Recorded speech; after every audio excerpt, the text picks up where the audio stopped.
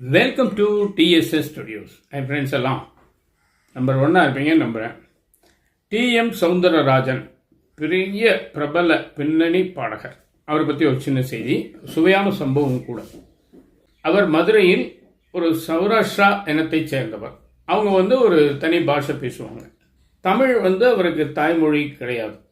ஆனால் மதுரையிலே பிறந்து வளர்ந்து அங்கேயே மக்களோட பழகினதுனால தமிழ் ரொம்ப ஸ்பஷ்டமாக அவர் மாதிரி உச்சரிக்க ஆளே கிடையாதுங்கிற பேரை வாங்கிட்டார். அவர் பாடல்கள் பாடி அப்படியே கொஞ்சம் கொஞ்சமாக வளர்ந்து வரக்கூடிய அந்த நேரத்தில் ஒரு நாள் ஓரளவுக்கு பிரபலமாயிருக்காரு. ஆனால் சினிமா நடிகைகள் மாதிரி இவங்களுடைய படங்கள் அவ்வளோ பிரபலமாக, அதாவது இவர்களுடைய தனிப்பட்ட ஃபோட்டோ இருக்குது பார்த்தீங்களா, உருவப்படம், அது வெளியில் ஜாஸ்தி வராது, ரொம்ப அபூர்வமாக தான் வரும். இந்த சமயத்தில் அவர் என்ன பண்ணுறாரு, திருநெல்வேலியில் ஒரு நிகழ்ச்சிக்கு போகிறார். அது ஒரு பொருட்காட்சி. அந்த பொருட்காட்சியில் அன்னைக்கு அவருடைய பாட்டு ப்ரோக்ராமை ஏற்பாடு பண்ணியிருக்காங்க. இவர் கார்லேருந்து போயிட்டுருக்கார். மதுரையை தாண்டி போகும்போது கோவில்பட்டின்னு ஒரு ஊர். கோவில்பட்டி பற்றி உங்களுக்கு தெரிஞ்சிருக்கும்னு நினைக்கிறேன். கடலை மிட்டாய், காராச்சேவு, பல ஐட்டங்கள் கோவில்பட்டியில் ரொம்ப ஃபேமஸ். அந்த ஊரில் போகும்போது ஒரு காஃபி சாப்பிட்லான்னு தோணுது. ஒரு ஹோட்டலில் நிறுத்துறார் வண்டியை. உள்ளே போய் ஏதோ ஒரு சின்ன வடை அந்த மாதிரி ஏதாவது ஒரு ஐட்டம் சாப்பிட்லான்ட்டு, சூடாக என்ன இருக்குது அப்படின்னு சர்வரை கேட்குறாரு. வடை இருக்குங்கிற மாதிரி அவர் சொல்கிறாரு. கொஞ்சம் அலட்சியமாக பதில் சொல்கிற மாதிரி சொல்கிறாரு. பொதுவாக அந்த காலத்தில் தன்மையாக தான் இருந்திருப்பாங்க. அன்னைக்கு குறிப்பிட்ட அந்த சப்ளையர், சர்வர், வெயிட்டர் யாரோ ஒருத்தர், அவர் கொஞ்சம் கடுமையாக பேசுகிற மாதிரி தெரியுது. சரின்னு போய் ஒரு வடையை கொண்டு வர சொல்கிறாரு. ஆனால் வடை சூடாக இல்லை, ஆறி போயிடுச்சு. என்ன வடை ஆறி போயிருக்கேன்னு கேட்குறேன். ஆமாம், எல்லாம் சூடாக தான் போடுவாங்க, அப்புறம் ஆறாமல் என்ன பண்ணோம் அப்படின்னு ஒரு மாதிரி மறுபடியும் அலட்சியமாக சொல்கிறார். அப்புறம் காஃபி வேணுமா அப்படின்னு கேட்குறாரு. வேண்டான்ட்டார். டிஎம் சௌந்தரராஜன் வேண்டான்றார். சரின்னு அந்த வடைக்குண்டான பில்லை மட்டும் வாங்கிட்டு ஒரே ஒரு வார்த்தை அவர்கிட்ட சொல்கிறார். உங்கள் தொழிலுக்கு கொஞ்சம் பொறுமையும் நிதானமும் அன்பும் தேவை, கொஞ்சம் பார்த்து பேசுங்கிற மாதிரி சொல்லிட்டு விறுவிறுன்னு கிளம்பிடுறார். ஆனால் அந்த சர்வரை என்ன பண்ணுறாருன்னா, பக்கத்தில் இருக்கிறவர்கிட்ட சொல்கிறாரு, இன்னைக்கு டிஎம் சௌந்தரராஜனோட கச்சேரி திருநெல்வேலியில், நான் கண்டிப்பாக போகணும், நான் அவர் மேலே பைத்தியமாக இருக்கேன், அவர் பாட்டுன்னா நான் உயிரையே விட்டுருவேன்.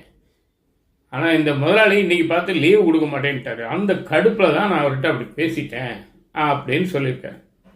அடக்கு இருக்கா, எந்த டிஎம் சௌந்தரராஜன் பாட்டை நீ கேட்கணும்னு ஆர்வமாக ஊருக்கு போகணும்னு லீவு கிடைக்கலன்னு புலம்புறியோ, அதே டிஎம் சௌந்தரராஜன் தாண்டா உன் டேபிளில் உட்காந்து வடை சாப்பிட்டு உனக்கு அட்வைஸ் பண்ணிட்டு போகிறாருன்னு ஒரு சொல்ல சொல்ல சொல்ல ஆடடா அப்படின்ட்டு வேகமாக வெளியே ஓடுறார். ஆனால் அதுக்குள்ளே டிஎம்எஸ் வந்த காரு பறந்துடுது. ரொம்ப ஃபீல் பண்ணாராம். அடடா, நம்மளுடைய மிக மிக பிரபலமான, நமக்கு ரொம்ப பிடிச்ச அந்த பாடகரைக்கிட்டேயே நம்ம கடுமையாக பேசிட்டோமேன்னு ரொம்ப வருத்தப்பட்டார்.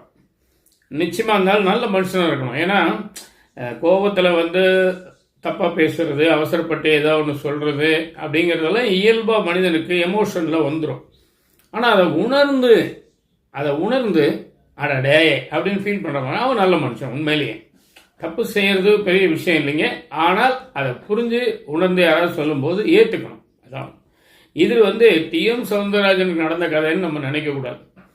நமக்கு நடந்த ஒவ்வொருவருக்கும் தனித்தனியாக நடந்த கதைன்னு நீங்கள் நினச்சிக்கலாம். எப்படின்னு கேட்டிங்கன்னா, நம்ம பல பேர் மேலே ரொம்ப இன்ட்ரெஸ்டாக இருப்போம், ஆர்வமாக இருப்போம், நட்பாக இருப்போம், உறவாக இருப்போம். அவங்க கூட பேசுகிறது நம்ம ரொம்ப சந்தோஷமாக நினச்சிக்குவோம். ஆனால் அவங்களே நமக்கு ஃபோன் பண்ணும்போது வேற ஒரு நம்பர்லேருந்து பண்ணாங்கன்னா எரிச்சலாக தான் ஹலோ அப்படிம்போம். புது நம்பராக இருக்கு, யாருன்னு தெரியலையே அப்படின்னு ஒரு சலிப்பு இருக்கும். ஒருவேளை அவங்க சொல்கிற விஷயம் நமக்கு புரியல, அவங்க குரல் ஒரு மாதிரியாக இருந்திருக்குன்னா, சார் நான் கொஞ்சம் அவசர வேலையாக இருக்கேன் அப்புறம் பேசுகிறேன்ட்டு கட் பண்ணிடுவோம். ஆனால் நம்ம பேச வேண்டிய ஆளே அவர் தான், அவர் பேச மாட்டாரான்னு தான் நம்ம ஏங்கிட்டு இருக்கோம். இப்படித்தான் தெய்வம் மனுஷ ரூபேனாம் அப்படின்னு சொல்லுவாங்க. நம்மளை சந்திக்கக்கூடிய மக்கள், நாம் சந்திக்கக்கூடிய மக்கள், இதில் யார் யார் நல்லவன் கெட்டவன் வேண்டியவன் வேண்டாதவன் நமக்கு தெரியாது. புதுசாக கூட சந்திக்கலாம்.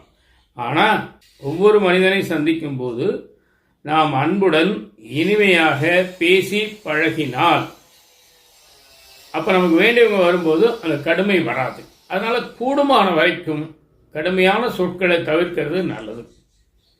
ஏன்னா எந்த புத்தில் எந்த பாம்பு இருக்குன்னு சொல்ல முடியாது. உதாரணத்துக்கு அவர் டி.எம். சௌந்தரராஜனுடைய பைத்தியமே அவர் வர்றதை அவரால் உணர முடியல, பார்த்தீங்களா? அதுதான் ஆத்திரம், கோபம் கண்ணை மறைக்கும்னு சொல்றது. சரிங்களா? இதுதான் இன்னைக்கு விஷயம். நிச்சயமாக இந்த விஷயம் உங்களுக்கு பிடிச்சிருக்கும்னு நம்புகிறேன். உங்கள் கருத்துக்களை எதிர்பார்க்குறேன்.